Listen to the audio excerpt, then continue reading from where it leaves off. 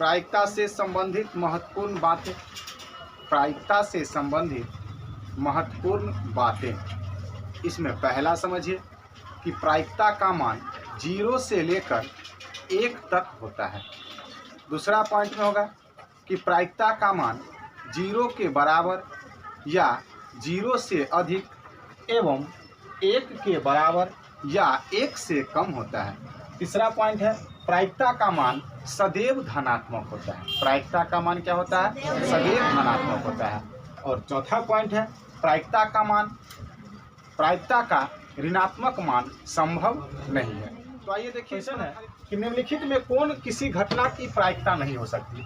तो प्रायिकता होने के लिए क्या होना चाहिए कि सदैव धनात्मक होना चाहिए और 0 से न ही कम होना चाहिए और 1 से अधिक नहीं होना चाहिए। यानी कि 0 से कम नहीं होना चाहिए और 1 से अधिक नहीं होना चाहिए। दिक्कत है किसी को? तो अब आप देखिए इस क्वेश्चन को कि देखिए दू है तो दू क्या है? 1 से अधिक हो रहा है। फिर -0.5 ये भी नहीं हो रहा है क्योंकि ऋणात्मक है।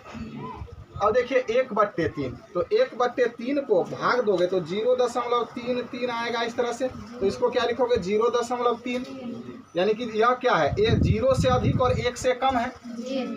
तो अब देखिए यह -5 यह भी दिक्कत है क्योंकि यह इसमें तो और दिक्कत है। यह माइनस में भी है, यह ऋणात्मक भी है और 0 क्या है कि 1 से अधिक भी है। तो 0 से कम का मतलब ऋणात्मक।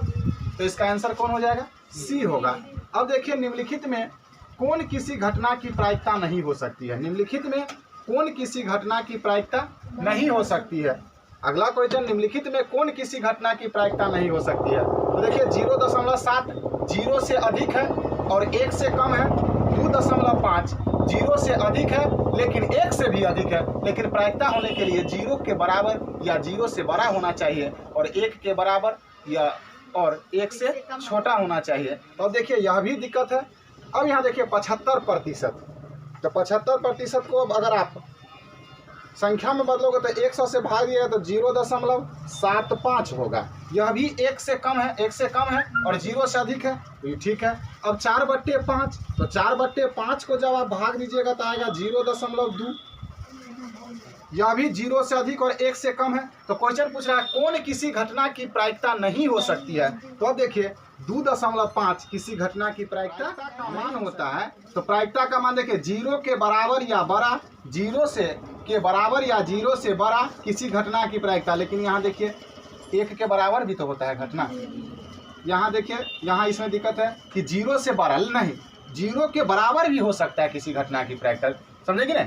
तो यह भी नहीं होगा, यह भी नहीं होगा, यह भी नहीं होगा, यह भी होगा। क्लियर देखो यहाँ लिखा हुआ है ना। प्रायिकता से संबंधित महत्वपूर्ण बात इसमें आगे देखिए पॉइंट नंबर 5 में कि प्रायिकता का अधिकतम मान 1 होता है। पॉइंट नंबर 6 में प्रायिकता का निम्नतम मान 0 होता है। पॉइंट नंबर 7 में निश्चित घटना की प्रायिकता 1 होती है। पॉइंट नंबर 8 में अनिश्चित घटना की प्रायिकता 0 होती है। पॉइंट नंबर 9 में निश्चित घटना को संभव घटना भी कहा जाता है।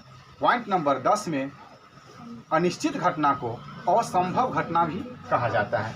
अब आगे आइए, योगफल बराबर 1, इससे 2 गो निकलता है। किसी घटना के घटित होने की प्रायिकता बराबर 1 माइनस घटना के घटित नहीं होने की प्रायिकता। और दूसरा इसमें आता है कि किसी घटना के नहीं घटित होने की प्रायिकता बराबर 1 माइनस किसी घटना के किसी प्रयोग के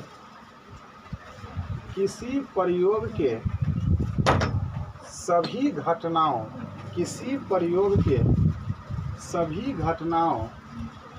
के प्रायिकताओं का योगफल, किसी प्रयोग के सभी घटनाओं के प्रायिकताओं का योगफल 1 होता है।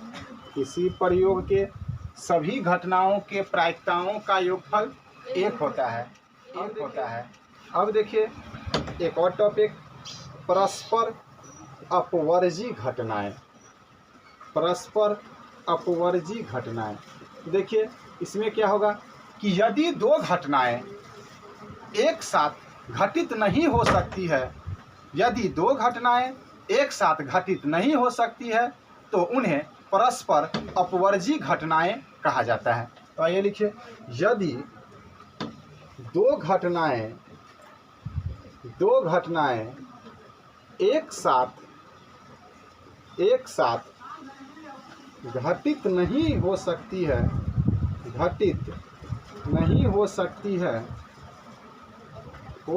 है तो उन्हें परस्पर अपवर्जी घटनाएं कहा जाता है। परस्पर अपवर्जी घटनाएं कहा जाता है।